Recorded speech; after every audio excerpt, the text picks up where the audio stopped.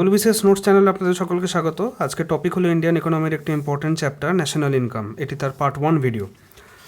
অর্থনীতির প্রকারভেদ। ভারতের অর্থনীতিকে মূলত তিনটি ভাগে বিভক্ত করা যেতে পারে, যেমন প্রাইমারি ইকোনমি, সেকেন্ডারি ইকোনমি এবং টার্শিয়ারি ইকোনমি। প্রাইমারি ইকোনমির আন্ডারে পড়ে কৃষিকাজ বা এগ্রিকালচার, খনন কার্য বা মাইনিং এবং মৎস্য শিকার বা ফিশিং। সেকেন্ডারি ইকোনমির আন্ডারে পড়ে ম্যানুফ্যাকচারিং বা কারখানা, বিভিন্ন রকম পণ্য উৎপাদন এবং বিভিন্ন প্রকার শিল্প বা ইন্ডাস্ট্রি। টার্শিয়ারি ইকোনমির আন্ডারে পড়ে তথ্য প্রযুক্তি বা ইনফরমেশন টেকনোলজি, ব্যাংকিং এবং শিক্ষা বা এডুকেশন।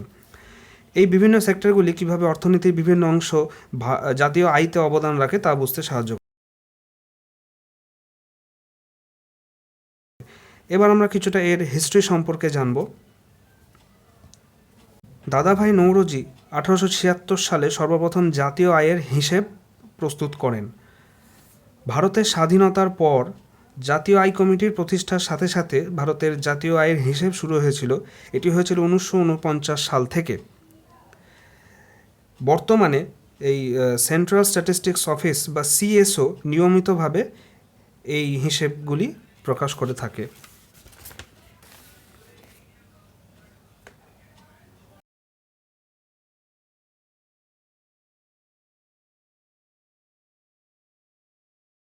এই অধ্যায়ের কিছু গুরুত্বপূর্ণ পয়েন্টস।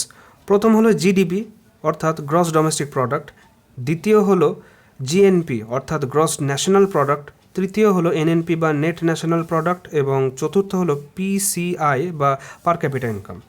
ভিডিওটি ভালো লেগে থাকলে লাইক, কমেন্ট এবং শেয়ার করে দেবেন এবং চ্যানেলটি ফলো করে দেবেন। Thank you.